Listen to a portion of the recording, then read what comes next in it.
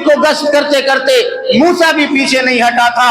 खुदा की कसम, नमरूद ने इब्राहिम अलैहिस्सलाम को आग में डाला, इब्राहिम नहीं डरा, अल्लाह से मदद मांगा। हम आप भी अल्लाह से मदद मांगेंगे, या अल्लाह ये जो जहरीला बिल लाया गया और जिसके खिलाफ हमारे बड़े अकाबिर और उलमा धरना पर बैठे हुए हैं, या अल्लाह उनकी हिफाजत कर दे। और जिस तरह आपने अपने घर अबरहा से बचाकर बैतुल्लाह की हिफाजत की थी, इसी तरह दुनिया के तमाम मसाजिदों की हिफाजत कर ले। हम कमजोर है, आप कमजोर नहीं। ये दुआ करनी है दोस्तों। अभी भी शब कदर की एक रात बाकी है, 29 की रात। हमने 2 रकत पढ़नी है सलातुल हाजात की और दुआ करनी है, ए अल्लाह गाजा के भाइयों की हिफाजत फरमा दे। बिलखते बच्चे, दूध पीते बच्चे, बमों के ऊपर बदन को चीथड़ा कर देने वाले, अपने बदन को लहूलुहान कर लेने वाले, चीथड़े उड़ जाने वाले, दूध पीते बच्चे, माओ की गोद में बच्चे बिलख कर जान दे रहे हैं, अल्लाह उसकी हिफाजत फरमा।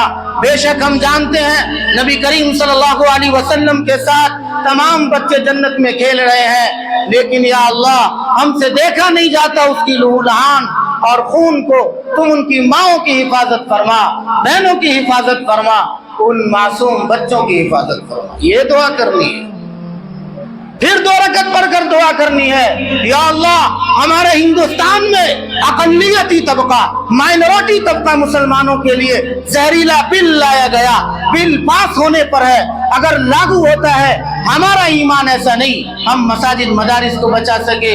तू इसकी हिफाजत फरमा, तू इसकी रखवाली कर, तू इसको बचा और हमारे अकाबिरीन की भी हिफाजत फरमा कि नक्शे कदम पर हमें आगाही कर रहे हैं, बता रहे हैं, चैलेंजेस का सामना कर रहे हैं। रमजान जैसी बाबरकत महीने में इस जहरीले कवानीन के खिलाफ हर जगह पूरे मुल्क में हमारे अकाबिरीन धरना दे रहे हैं। इसलिए नौजवानों, उलमा से जुड़ने की जरूरत है। खुदा की कसम, उलमा के सिवा कोई नहीं जो आपकी ईमान की हिफाजत कर सके। उलमा के सिवा कोई नहीं जो आपकी ईमान को बचा सके, आपके निकाह को पढ़ा सके, आपके जनाजे को पढ़ा सके, आपके बच्चों को एजुकेशन बेसिक नॉलेज दे सके। और कुरान की तालीमात ये सिर्फ उलमा दे सकते हैं। आपको इनसे जुड़ना होगा, इनकी कड़वी बातों को पीना होगा, इनसे जुड़ना होगा। खुदा की कसम, अंग्रेजों ने यही चाहा उलमा को खत्म कर दो, लेकिन अल्लाह ताला ने कहा उलमा अंबिया के वारिस। नबी करीम सल्लल्लाहु अलैहि वसल्लम ने कहा अल उलमा वरसतुल अंबिया।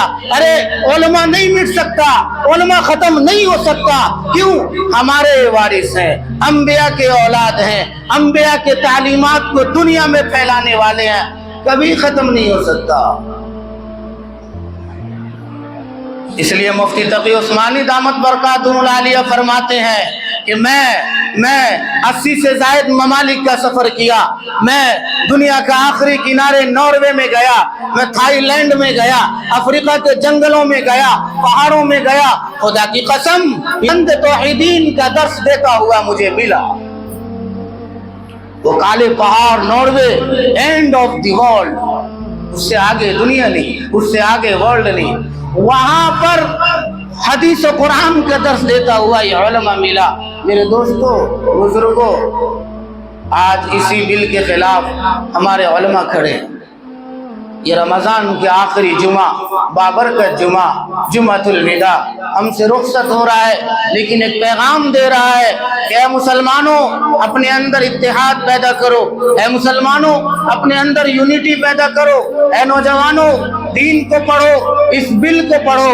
अगर इसके खिलाफ इकट्ठे न हुए, अगर अपने अकायद को दुरुस्त न किए, अगर अपनी ईमान की हिफाजत न किया, अगर कुरान से न जुड़े, उलमा से न जुड़े, खुदा की कसम तुम्हारा हाल भी उंदुलुस के जैसा अनकरीब हो जाएगा। आप जानते हैं उंदुलुस कहाँ है? मुसलमानों का वो शहर गरनाता, उंदुलुस।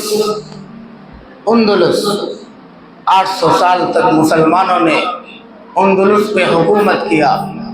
علامہ قرطبی حدیث کا درس دیتے تھے. علامہ قرطبی مسجد قرطبہ اندلس میں بیٹھ کر حدیث پڑھاتے تھے. ایک جنب غفیر مسلمانوں کا بھیڑ آ کر سنا کرتا تھا.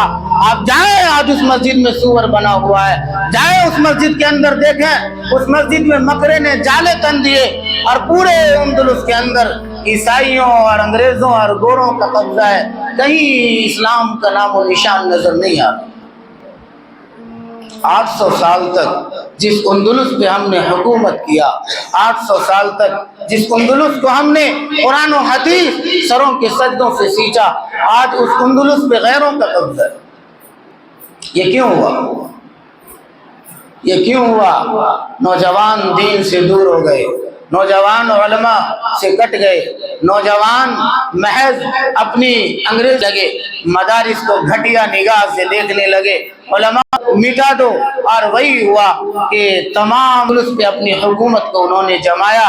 آج مساجد تو ہے, نمازی نہیں ہے, قرآن تو ہے, حافظ نہیں ہے, مسجد ہے, رمضان تو آتا ہے, تراویح پڑھانے والا کوئی نہیں ملتا, رمضان آتا ہے, کوئی امامت کرنے والا نہیں ملتا, مساجد تو ہے لیکن اس کے اندر مسلمان نہیں جا سکتا, سور بندے پڑے ہیں, جانور بندے پڑے ہیں. یہ اندلس اور غرناطہ شہر کی تاریخ ہے. اس لیے مساجد کو آباد کرنا ہوگا.